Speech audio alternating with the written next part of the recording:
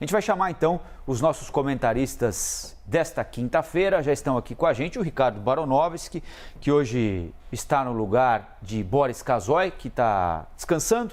Volta na segunda-feira, né? Bem-vindo de novo, Baronovski. Vamos conversar também com o nosso comentarista de todos os dias aqui do Liberdade de Opinião, Fernando Molica.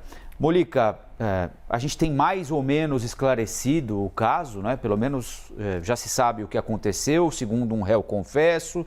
Os restos mortais estão sendo periciados para confirmar se são mesmo, e tudo indica que são, do Bruno e Dom Phillips. E a partir de agora, a tendência com o caso quase solucionado é de que se estabeleça uma outra discussão, né?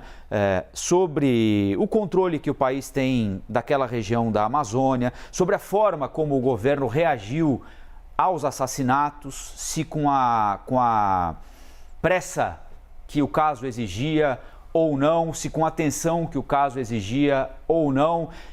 Queria que você começasse a fazer esse balanço para a gente, Molica. Bom dia, mais uma vez. Bom dia, Colombo. Bom dia, Muriel, Ricardo. Bom dia a todos. Vamos lá. Houve um documento divulgado pela União dos Povos Indígenas do Vale do Javari que elogia muito a atuação do batalhão da Polícia Militar da área, né, a partir do momento em que houve o desaparecimento. Faz elogios muito grandes, né, diz que os soldados atuaram muito bem, enfim, logo desde o primeiro momento. Então há aquela discussão e tudo indica, mostra, quem tem os fatos, que o governo federal demorou um pouco a entrar nessa história. E um pouco nisso, esse pouco é muito grande, porque se eles estivessem vivos, ao que tudo indica não estão mais vivos, qualquer atraso é importante. Mas, efetivamente, isso aí vai se discutir, que horas entrou a Marinha, que horas entrou o Exército, como é que foi que a Polícia Federal entrou na história, em que momento.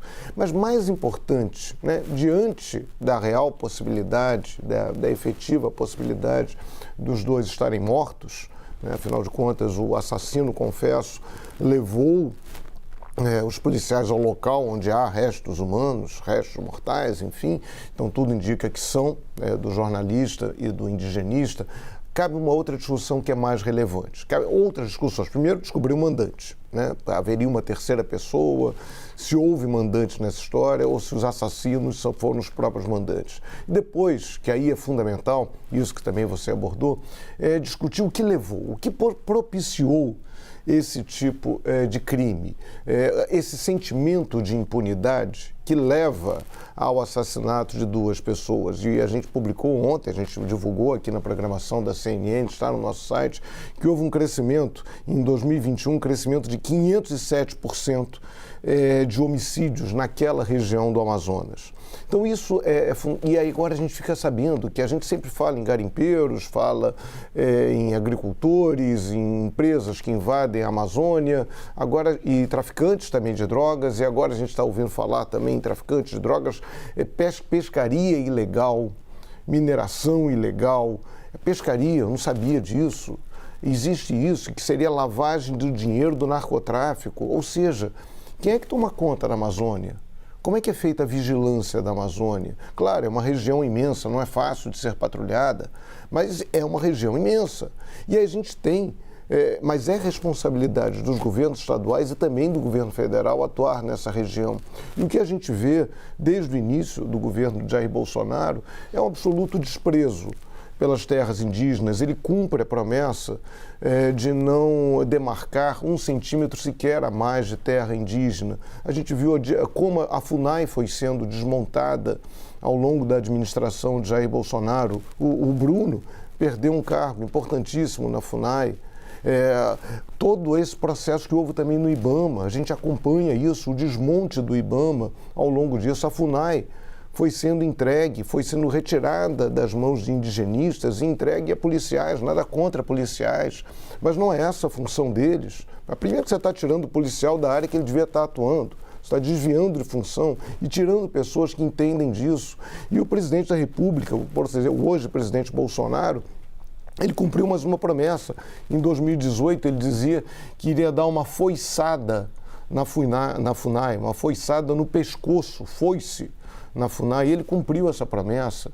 Houve toda a sinalização dele, foi no sentido de crítica a lideranças indígenas, defendendo mineração em terras indígenas, fazendo vista grossa para a atuação de madeireiras. O superintendente da Polícia Federal do Amazonas, o então superintendente, que estava à frente do inquérito que envolvia o então ministro Ricardo Salles, foi afastado do cargo.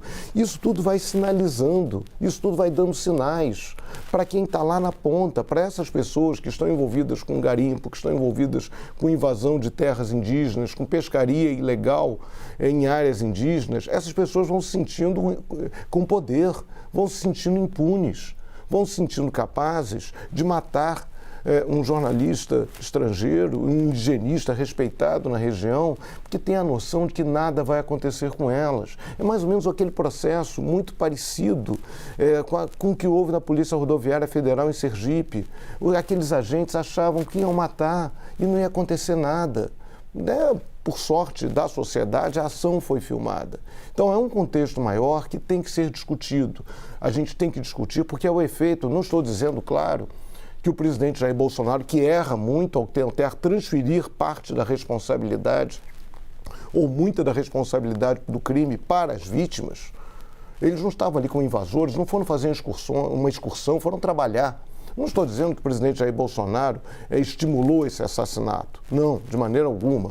Mas sim, as políticas que ele implementou, as declarações que ele fez, tudo isso criaram um clima muito favorável a esse tipo de atuação lá na ponta. As pessoas que moram na selva, as pessoas que são capazes de matar aqueles que estão ali, que julgam ser ameaçadores. São mal vistos no local. Não eram mal vistos por quem? Mal visto por garimpeiro, mal visto por invasor, mal visto por traficante. É assim que eles eram mal vistos, ou seja, eram bem vistos pela sociedade. Uma pena, mas isso precisa ser apurado, isso precisa ser responsabilizado. Existe uma política que viabilizou esse tipo de crime. É com vocês. Valeu, Molica.